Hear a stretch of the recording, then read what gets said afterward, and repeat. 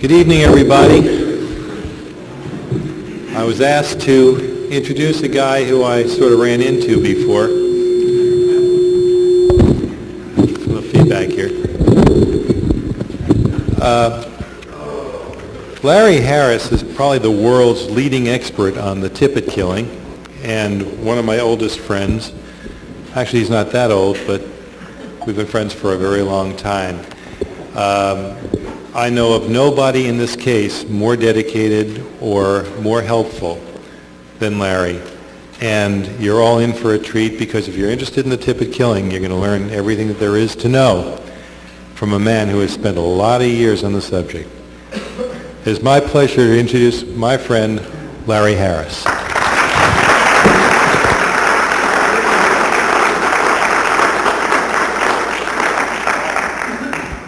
Thank you, Robert.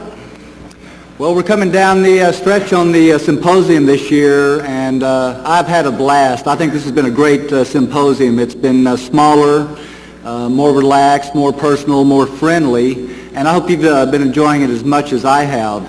And I'd like to thank some of the egomaniacs and anal personalities that have disrupted our previous conferences for not being here this year. I've genuinely enjoyed not having you this year. But last night I was socializing with some of you fine people, just minding my own business, and I was approached by a researcher who asked me if he could talk to me for just a minute about his theory on this. And, just a minute, yeah, right.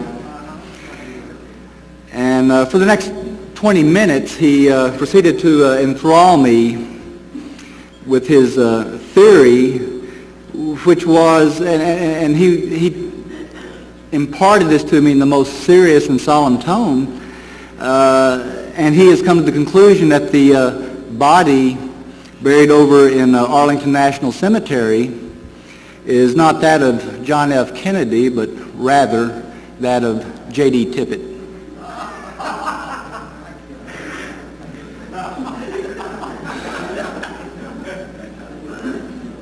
People, can we please get real?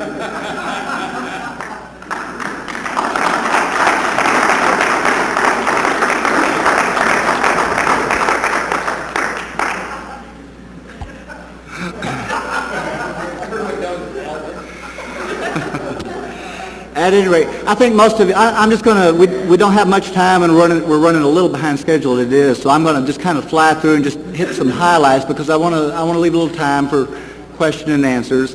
I think most of you are familiar with the basic outline of the Tippit murder. That is, that Oswald left the school book depository, made his way over to his room, got his gun, took off walking, destination, intent, unknown, just kind of wandering the residential streets of Oak Cliff. J.D. Tippit, a patrolman on patrol alone. Here's the very vague and general description of the Dealey Plaza suspect come over the police radio.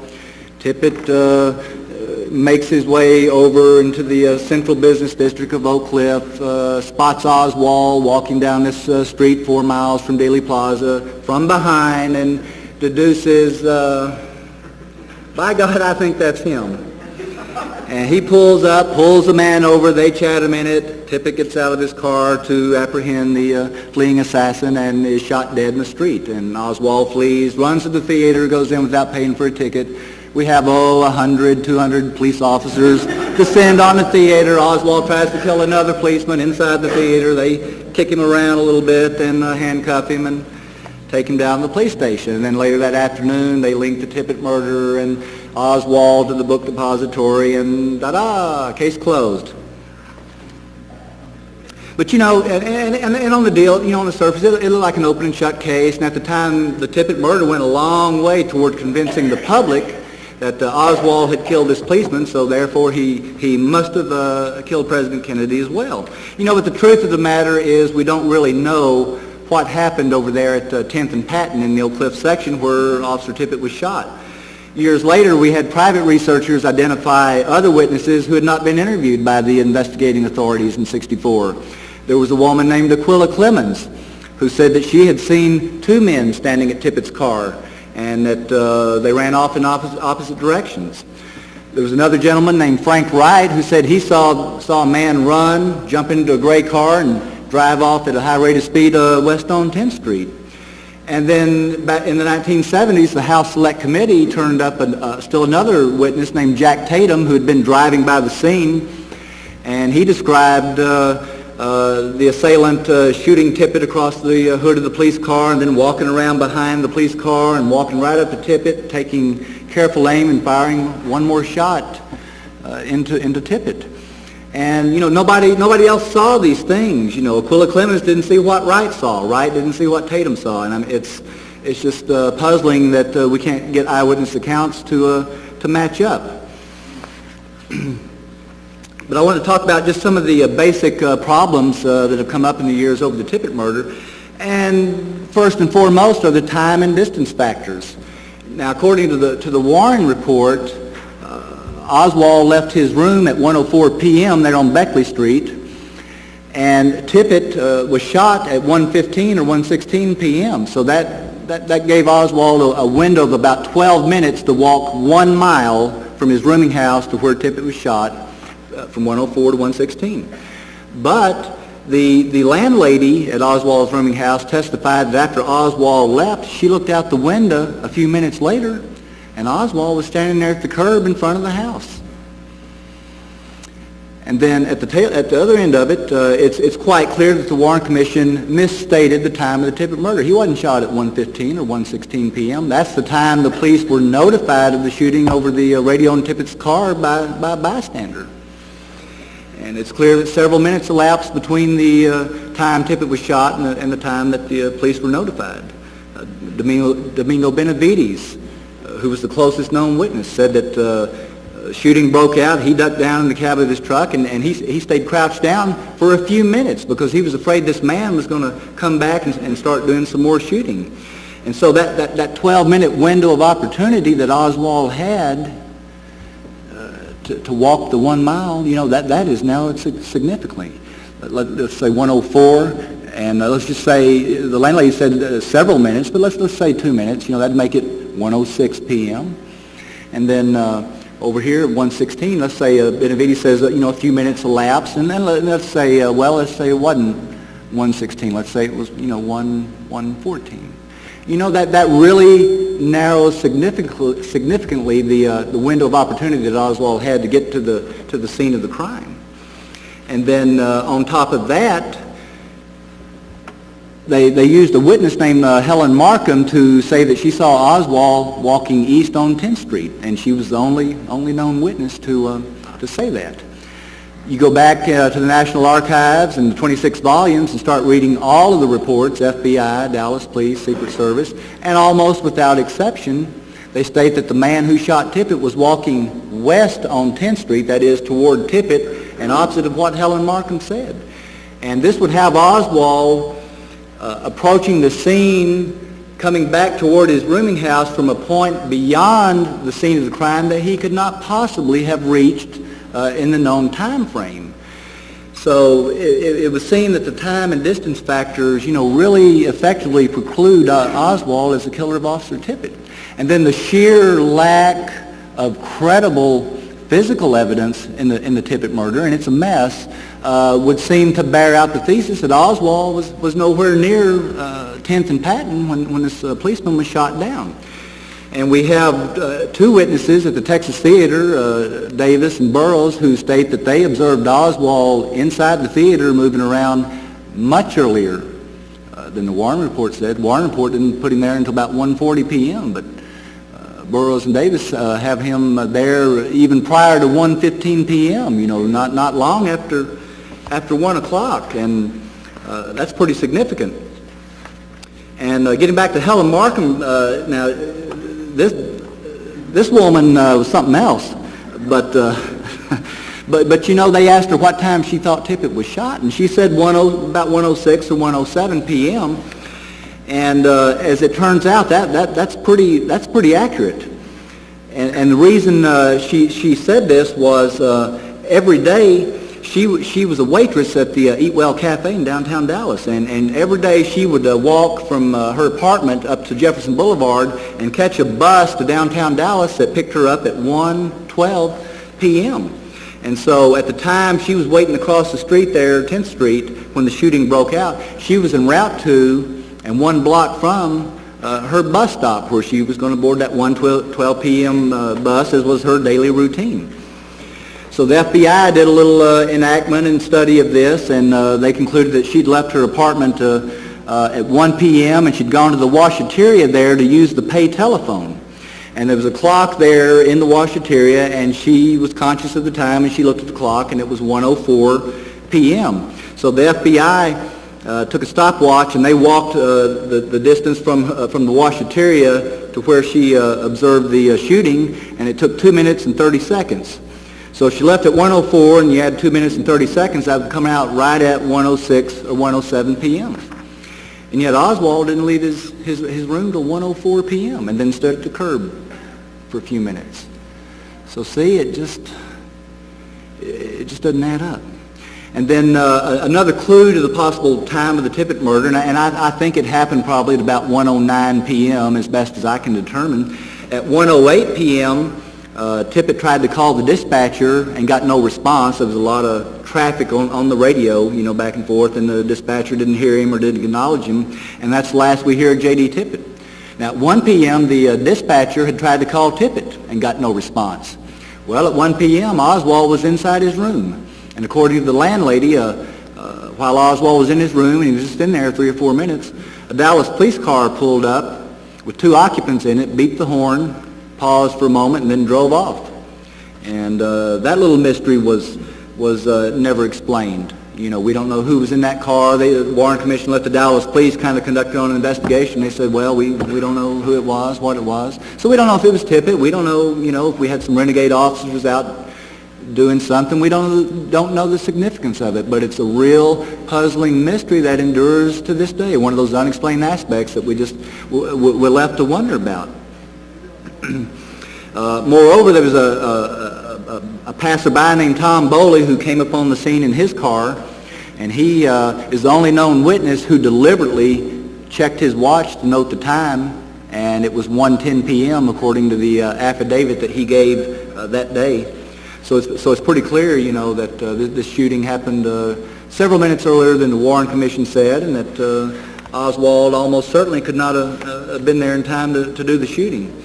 And this was a real problem for the Warren Commission, getting Oswald from his rooming house to the scene in time to do this. When David Bellin of the Warren Commission reenacted it with the stopwatch, and Bellin's the guy that wrote the chapter on the Tippit murder, and is just about the sorriest chapter in the Warren report. When Bellin re-walked this crazy route that they have Oswald walking, and it was sheer conjecture. To this day, there's not one witness ever come forward who claims to have seen Oswald walking down Beckley and this meandering route up to 10th Street. No one ever saw him. We don't know where he was going, don't know his intent, his destination. It was sheer conjecture on the part of the commission.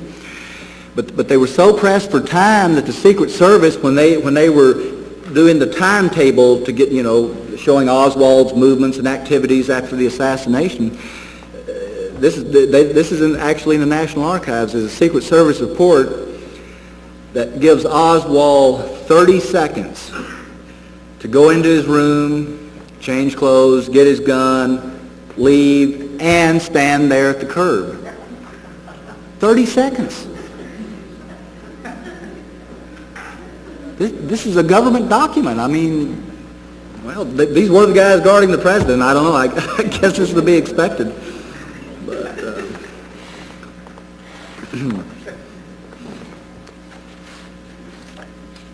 And there were several witnesses, that said Oswald was walking west on 10th Street. Jimmy Burt did. Bill Scoggins, the taxi driver, did. In fact, Scoggins, the taxi driver, was sitting there on Patton immediately in front of 10th Street eating his lunch in his taxi cab. And he vividly described Tippit cruising by slowly in his patrol car. But he didn't say anything about Oswald walking east on 10th Street like Markham and the Warren Commission have, and Oswald would have passed within feet of his bumper had Oswald been there and been walking as the Warren Commission said he was. There's a lot of discrepancies about the physical description of the man who shot Tippit. The things going out over the police radio certainly seem to be describing a man other than Oswald. We're told Helen Markham, the star witness, identified Oswald. It was probably the most bizarre identification in the history of law enforcement, but they said she did it that day, that afternoon. And yet that same day, the FBI interviewed her, and she told the FBI that the man that shot Tippit was 18, red complexion, black hair. Now, does that sound like the Oswald y'all have come to know and love all these years? And in fact, black hair and black wavy hair is a recurring theme in this description of the suspect over there in Oak Cliff running around. They took Oswald down in some police lineups, and about the first two lineups, they stuck him in there with some two detectives and a jail clerk who were neatly attired in their civilian attire, and Oswald standing there all beat up and bruised and tore up, you know, from his scuffle with the police. And then the third lineup on Saturday, or I'm sorry, the last lineup on Saturday, they stick Oswald in there with two teenagers and a Hispanic man.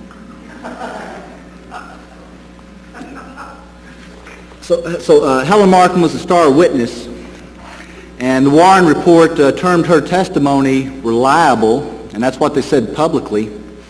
But behind the scenes, it was a different story altogether. I found a staff summary up in the National Archives that was not published in the 26 volumes, and it warned that this witness is very unsure of herself on most points. Joe Ball, one of the lawyers, said that her testimony was full of mistakes and utterly unreliable. Liebler, another attorney, said that her testimony was contradictory and worthless. In fact, Joe Ball, the following year, in a public debate up in New York City, called Helen Markham an utter screwball.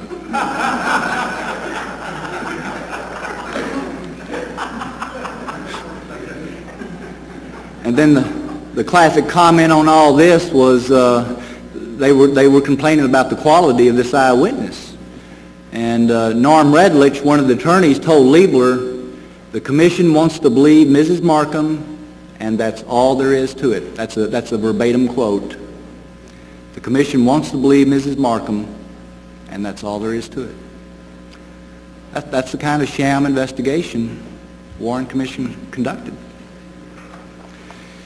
Bill Scoggins was another key witness, the taxi driver sitting there eating his lunch, and they tell us he identified Oswald out of a lineup where Oswald was just mad as hell and saying the police were railroading him and he wanted an attorney, and he was just ranting and raving, just furious, saying these lineups are wrong, you shouldn't be putting me in here with these people, and I don't look like them, they're not dressed like me, and I'm being railroaded, and I want my lawyer. And, you know, Scoggins, he didn't have to be real bright to figure out who the guy is. So then the FBI interviewed Scoggins 2 days after this lineup, and they showed him a photograph of Oswald, and according to the FBI report, Scoggins could not be certain the person he observed in Oak Cliff on November 22nd was actually identical with Oswald. And in fact, when Scoggins appeared before the Warren Commission, he admitted somewhat sheepishly that he had selected the wrong photo. He'd selected the photo of a man other than Oswald as Tippit's killer.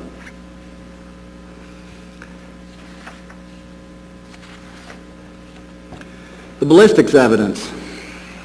4 bullets taken out of Tippit's body, 4 shells recovered at the scene, open shut case. Wrong.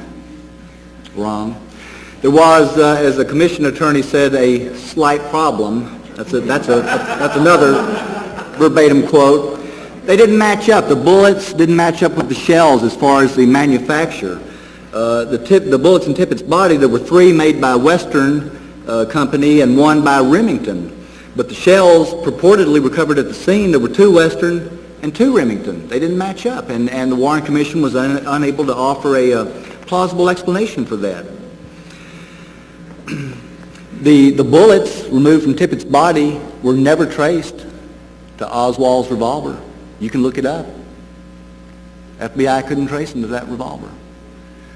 Many years later, the House Select Committee, using all the advances in technology and sophisticated methods for testing of these kinds of things, were unable to match those bullets to Oswald's revolver. In fact, the only tangible evidence linking Oswald's revolver to the Tippit murder are the 4 shell casings. And there's no question that those shells came from Oswald's revolver. But when they were fired in that revolver is another question altogether. And in fact, the second description of the Tippit gunman to go out over the police radio stated that the gunman was apparently armed with a .32 caliber dark finish automatic pistol. Well, that's just great because Oswald was carrying a revolver. A revolver and an automatic pistol are 2 types of handguns altogether, and they fire different kinds of ammunition. You can't put automatic ammunition in a revolver and fire it. And then a few minutes after that reference to a .32 caliber dark finish automatic, Jerry Hill of the police went over the radio and notified the dispatcher, the shell at the scene indicates the suspect is armed with a .38 caliber automatic rather than a pistol. And he meant to say revolver, but he's differentiating between an automatic and a revolver. With a revolver, you have to manually eject the shells. With an automatic handgun, as you fire, the shells eject automatically. And there's 2 references to an automatic handgun that went out over the police radio that day. Oswald didn't have an automatic handgun at the time of his arrest.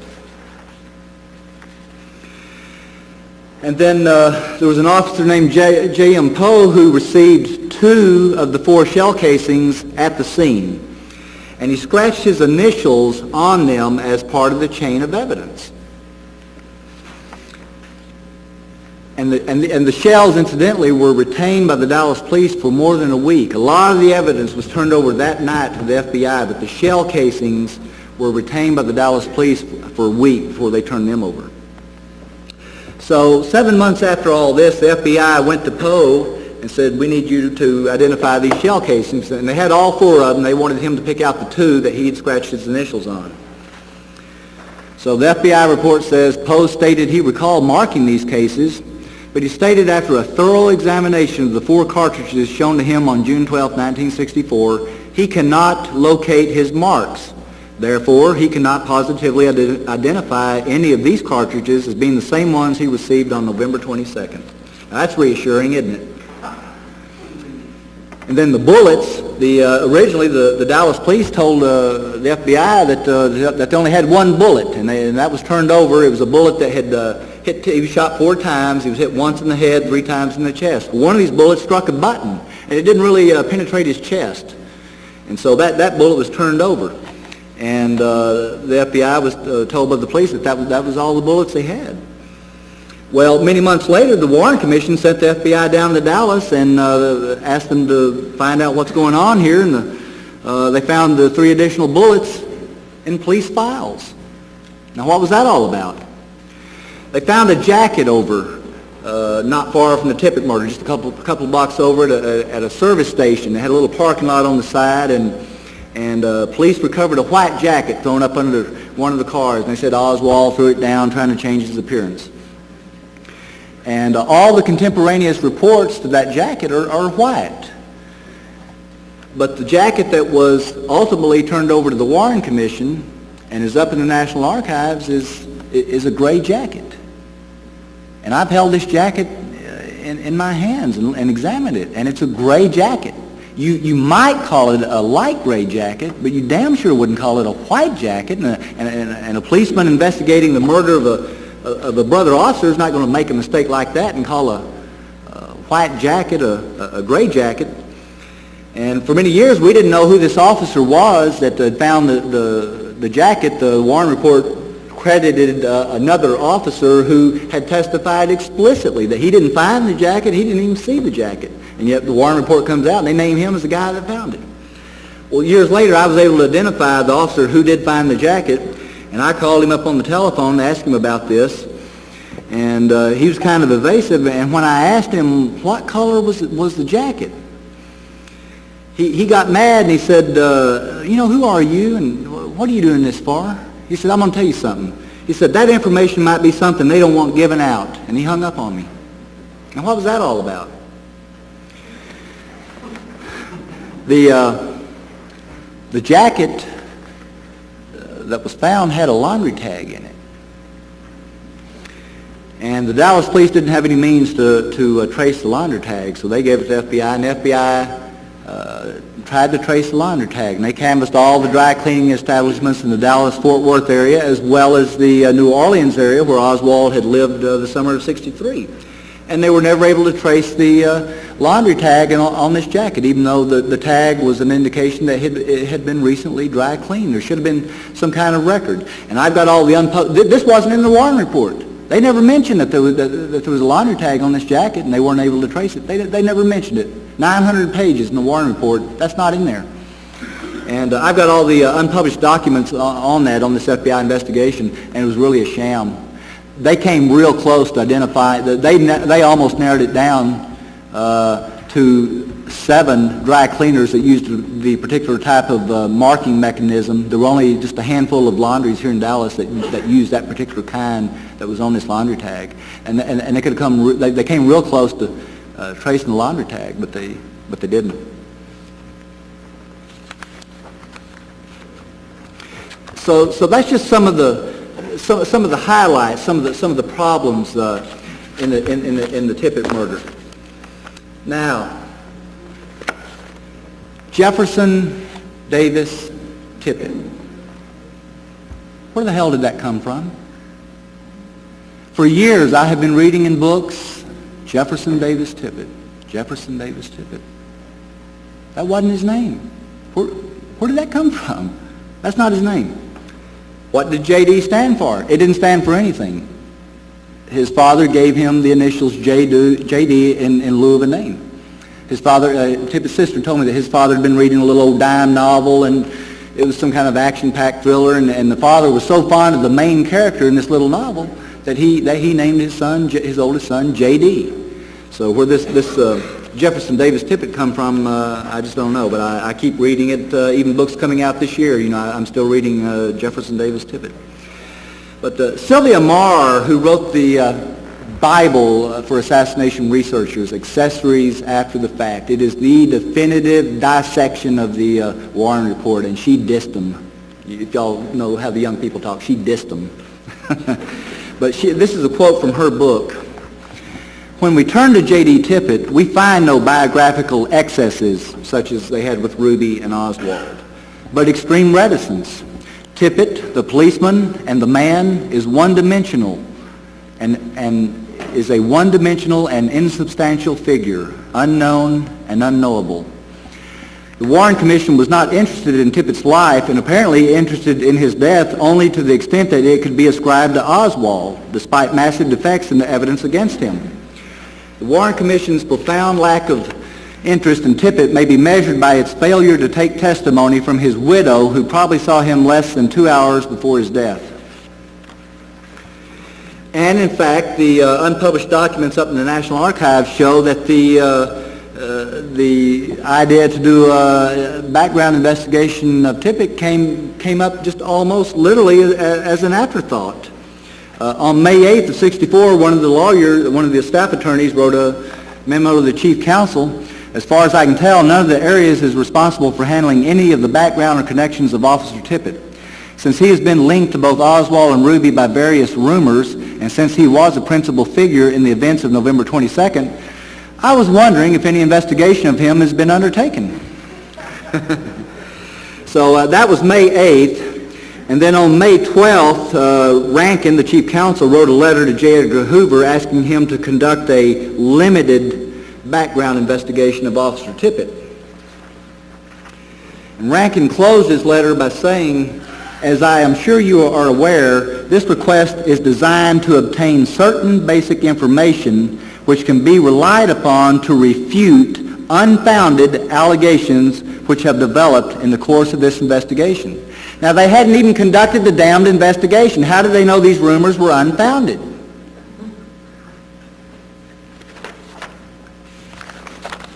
And then Chief Curry was going to come in and testify, and he was going to bring Tippit's DPD personnel file. So one of the attorneys wrote a memo to Rankin on April 20th saying, Chief Curry will bring with him the personnel file of Officer Tippit. It might be advisable to establish Tippit's good reputation in the department during the examination of Chief Curry. You know, not establish was Tippit a good cop or a bad cop or a son of a bitch. We're going to establish his good reputation. The conclusion comes before the questioning and investigation. Now that's the kind of sham investigation they did on the Tippit murder.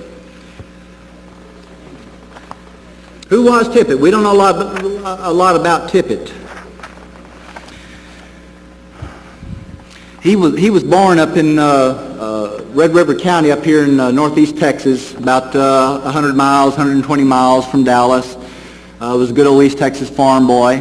The place where Rick Nelson's plane crashed, you know Ricky Nelson, Ozzie and Harriet, he was killed in a plane crash back in 1985. And the place where this plane crashed and burned was just real near, I mean just within a real close proximity to the area where Tippit was born and grew up. It was not a town, it was just rural farming communities back at that time.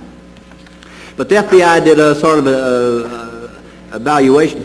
And by the way, I forgot to mention this, when they asked Hoover to do the limited background investigation, that was on May 12th. Well, by May 20th, Hoover had the whole report in hand. That's how quickly they conducted the investigation. But here's some, let me just read you a few excerpts from the FBI background investigation on Tippit. In his personnel file with the police department was a psychiatric evaluation. He joined the department in 1952, had been on the force 11 years without promotion at the time of his death. Now he had a limited education. He dropped out of school in about the 10th grade. He was not very bright at all. He dropped out of school because he didn't care about school and couldn't get passing grades.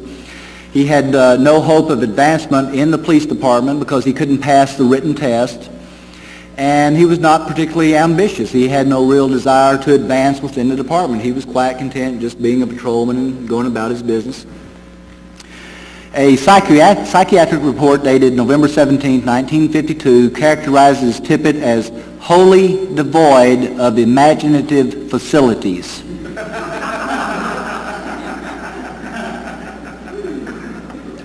I don't have to translate that for you, do I? It indicated his interests and achievements were limited and that his mental functioning and thinking corresponded with the community at large. And that's not real reassuring.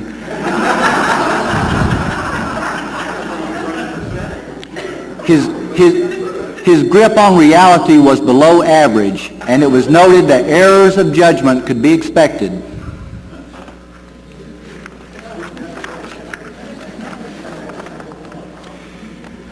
During Tippit's career as a police officer, he received several minor injuries, which included a dog bite in 1957 and a laceration from a prisoner in January 1956. His most serious injury was during April '56 when he was stabbed in the abdomen and knee by a mentally deranged person. It was later found that part of the ice pick was embedded in his kneecap, which required surgery to remove. Because of this injury, he had considerable difficulty with his knee from then on. While a police officer, Tippit was charged with failure to respond to 3 radio dispatches, all of a minor nature. He was criticized by citizens for discourtesy after issuing a traffic summons. However, investigation of this charge indicated the citizen was disgruntled and probably lied. Tippit also failed to appear at scheduled court appearances on 3 occasions, which resulted in a 1-day suspension without pay on his second dereliction. He got some accommodations and awards for being courteous to a motorist. Was the recipient of a Superior Award based primarily on an incident in 1956 whereby Tippit and his partner received a call for a routine investigation at a bar where a white intoxicated male was present. When asked to leave, this man attempted to shoot Tippit in the head. However, the gun did not fire. Now, that's like deja vu. Now, where have we heard that before?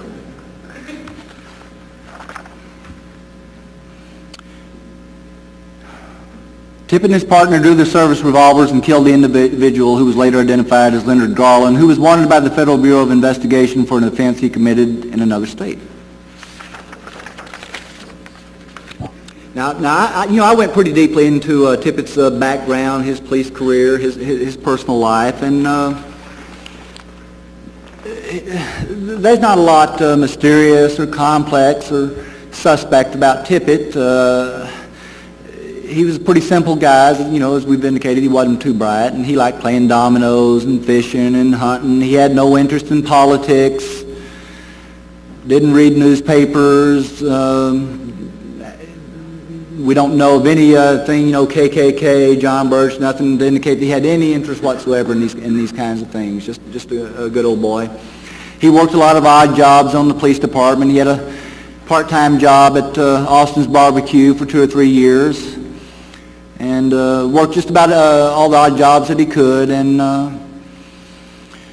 probably the most interesting thing that I found out about Officer Tippit was that he had a weakness for women, and he got around. And he especially liked waitresses. Some of these cops had a thing for strippers. Dean and Olson, some of these guys, they had a thing for strippers, but Tippit had a thing for waitresses, and got to know some of them pretty well. And with his sexual proclivities, he I guess you could say he was kind of a poor man's JFK, or a redneck JFK. And I never turned up anything to indicate that Tippit and Oswald, knew each other or were known to each other. I never had the impression that Tippit was the kind of guy that would enter into a conspiracy if he were approached for such a thing, would agree to do that. My read on it is it would be out of character for him, and I was never able to link him with a plot or a conspiracy. There's all kinds of conjecture over the years that Tippit was supposed to kill Oswald or pick Oswald up and take him to Redbird Airport, and then there's been all kinds of stories over the years, and I know that Shari and Beverly possibly maybe would have said they've seen Officer Tippit at one time or another in the club, and I don't know, but my impression is that Tippit was more VFW. Ruby was Carousel Club, and Tippit was just not in that orbit. He'd been more comfortable at a VFW, maybe drinking a beer and shooting the bull with the boys and playing dominoes and that kind of thing, And there was just not a lot about Tippit that was too complex or mysterious. Now, there was one troublesome thing that came up when Chief Curry, the Dallas Police, testified before the Warren Commission. Well, Alan Dulles, the former CIA director, was sitting in there, and just out of the blue, he said to Curry, well, a rumor reached me that Officer Tippit had been involved in some kind of narcotics trouble. Can you tell us a little bit about that? And, of course, Curry was unable to tell him anything about that. And, that's kind of mysterious, because I feel sure Alan Dulles didn't, pick up his information off the street. There had to be some basis for this, but I must tell you it would be out of character from everything I picked up about Tippit for him to be involved in some kind of narcotics trafficking and so forth. And so that's just some of the information I wanted to share with you about Tippit himself, because there's not a lot in the public record about Tippit. And I see that, boy, we're really running down on the time, and I'm wondering, if you want to throw a few questions at me, I'll be glad to answer any questions you have. And I guess they're taping this, so if you have a question, if you could maybe come down to the microphone so that they can pick it up on the video track. Be my guest. Larry, do we have any way of knowing whether or not Oswald's gun was fired that day? Well, it's like with the Manicocano rifle up on the 6th floor. There's nothing in the public record to suggest that it was swabbed, and that's like just a basic routine investigative procedure, but nowhere in the public record does that appear. One other real quick question. There was a police report that someone left and went to the library from the scene. How does that pan out?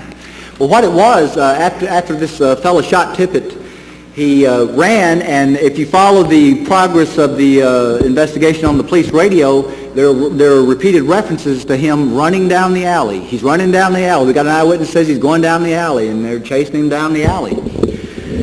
And finally, somebody, and this is on the police radio, saw him run into an old church that's over there a block from where Tippit was killed. And they were getting ready to go in. Jerry Hill went on the police radio, "Oh, give me some squads over here. We got an eyewitness said you ran in his church. We're going to go in and shake it down." And they were getting ready to do that, and then all of a sudden the police transmission came over the radio. "Oh my God, he's running into the library down at Jefferson Boulevard." And so all the patrols pack up and go down there, and they run down there, and it turned out it was some guy that worked there running in to tell them that John F. Kennedy had been shot. Hi, Larry. It's always a pleasure to see you. Ross Ralston from Minnesota. By the way, Ross wrote a real neat book that we need to get back in print. It came out in the 1970s called History's Verdict, the Acquittal of Lee Harvey Oswald, and it makes a very compelling case for Oswald's innocence in both the Kennedy and Tippit murders. Okay, I've got a bunch of stuff to not only ask questions, but just food for thought. I thought it was an interesting quote that Tippit was, quote, "wholly devoid of imaginatory facilities."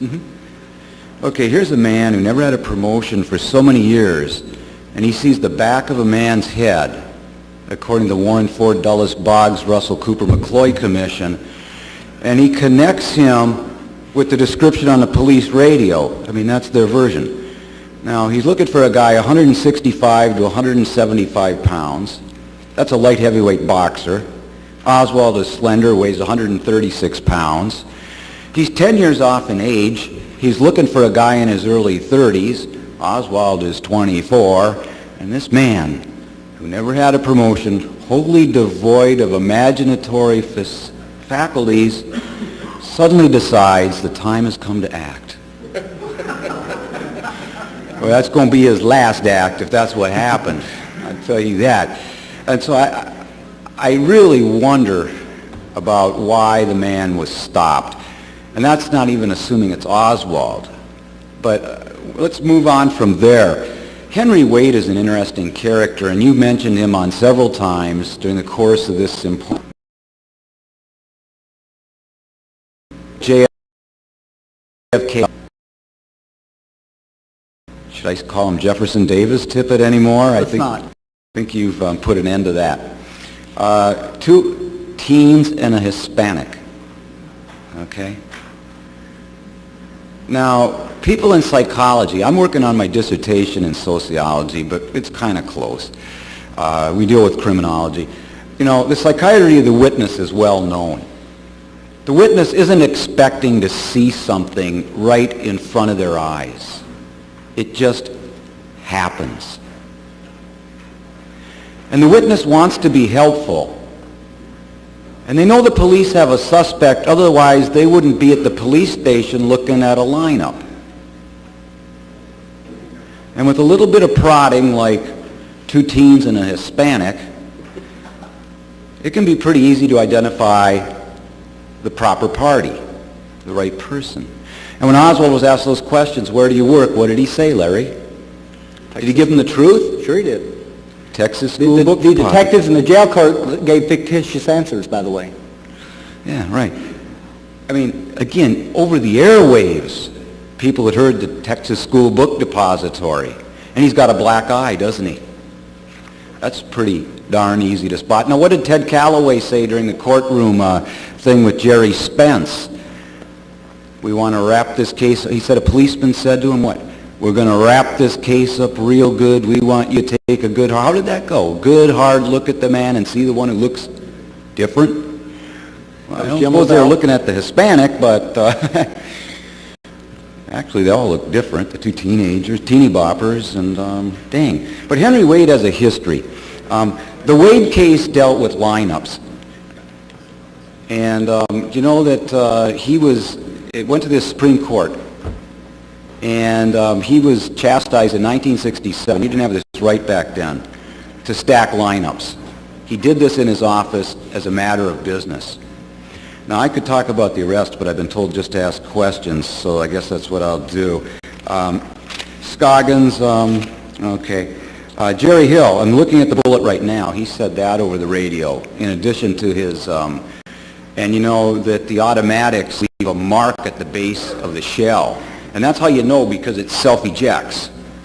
And if you don't have that mark, you don't have an automatic. And Oswald had the ancestor of that, which was what?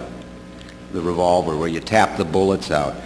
Let me ask you about finding those shells. I don't want to take up too much time. I understand everything is limited, and I'm not really asking questions as much as trying to probe and get a dialogue here going, because it's all food for thought. Poe's initials were missing. Can you admit those into evidence, if the initials are missing? Had Oswald lived to stand trial? No. Okay, the laundry tag. Now, can that be admitted into evidence, that jacket? Do you know Bellin changed the exhibit number in his book, as Jerry Polikoff noted? He did. From 162 to 163 to make it look like he identified a different jacket? They brought the wrong jacket up, and Benavides identified the blue jacket as the jacket as the wrong jacket. And then Bellin later, in his book, switched to make it look like Benavides identified the correct jacket. Well, let's finish with this. There is one thing about Tippit, and I don't believe in guilt with association, but you said this guy is kind of, I don't know if he plays tiddlywinks or... Dominoes. Or dominoes, but he might eat pizza then. But he is they did say he was connected to John Birch Society, that he was an extreme right-winger. J.D.? Now, not that it means a lot, but I mean, that is something about his background politically. Okay, what is your take on that? Is there any Birch connection? That Tippit? Yeah. Well, he worked for Austin Cook, who owned Austin's Barbecue, and Austin Cook wasn't admitted a member of the John Birch Society. But as I've indicated, Tippit just wasn't interested in those kinds of things that I was ever able to turn up. Talk to you later. Larry, one question. Barbara and Virginia Davis, okay, did they see the person doing the shooting, or are they just recovered shells? Well, I need a Valium every time I read the Davis sisters' testimony, because that was truly some bizarre testimony, but they were some confused witnesses. No, they did not see the shooting itself. They heard the shots and looked through their screen door and saw somebody running across their lawn. Mm-hmm. Yes, Jack? Larry, I wonder if you could elaborate on two things that I've heard over the years. Two incidents immediately in the minutes preceding the assassination. I'm not sure you know about them, but if you do, I'd like for you to elaborate on them. One is the story that Tippit was seen in his patrol car near the end of the bridge leading into Oak Cliff within a half hour before the assassination, as if he was waiting for somebody to come across the bridge.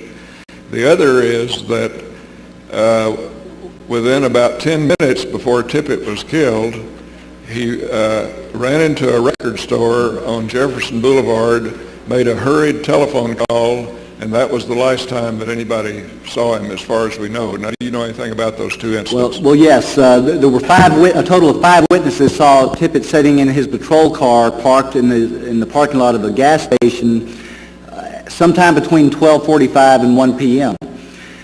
And he sat there as if just watching the cars come across the Houston Street Viaduct, which is the route that Oswald came across in a taxi cab. And all of a sudden, Tippit took off at a high rate of speed. Sometime around 1 p.m., there were 2 employees in the Top 10 record shop on Jefferson Boulevard, which is just down the street from the Texas Theater.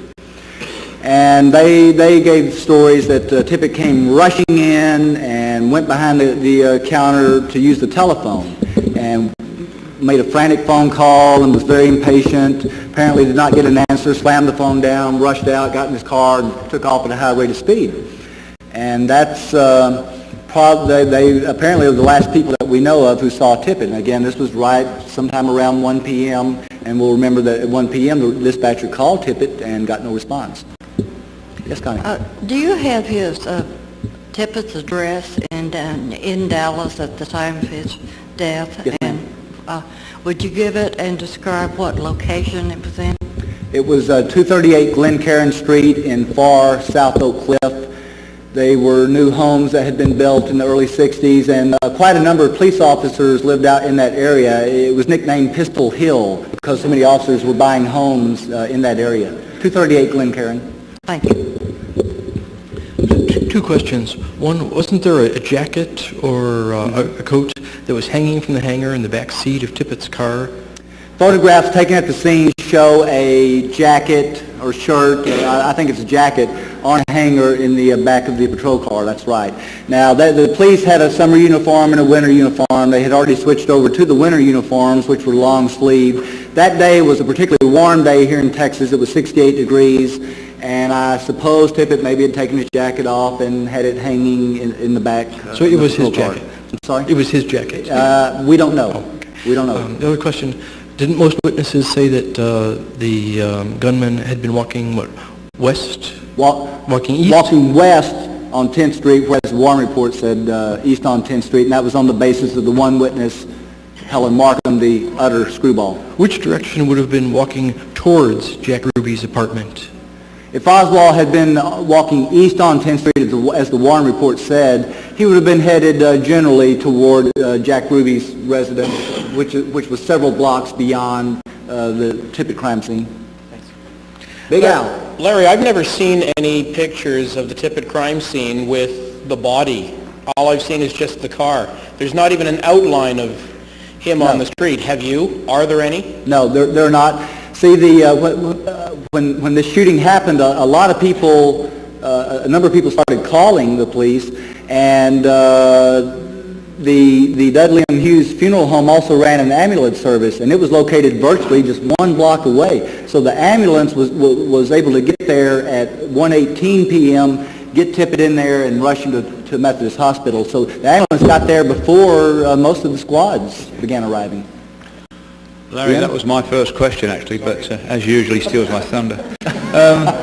The second one, one of the Davis sisters, I can't remember which one it is, claims that when she first saw the Tippit car outside the house next door, she didn't think it was at all unusual because she saw that car there so often. She thought he lived there. Mm-hmm. Have you or anyone else made any inquiries as to who actually lived in that house and whether there was a connection with Tippit? Yeah, you know, I lived with the crisscross directories back in the 1970s trying to find everybody that lived in that whole general neighborhood. But it was a very transient neighborhood. It was a lower income neighborhood, a lot of apartments, apartment houses, duplexes, and a very transient neighborhood. And so it was very difficult to locate a lot of those. But you're right, Virginia Davis did testify that the police car was parked between the hedge that marks the apartment house where he lives in and the house next door.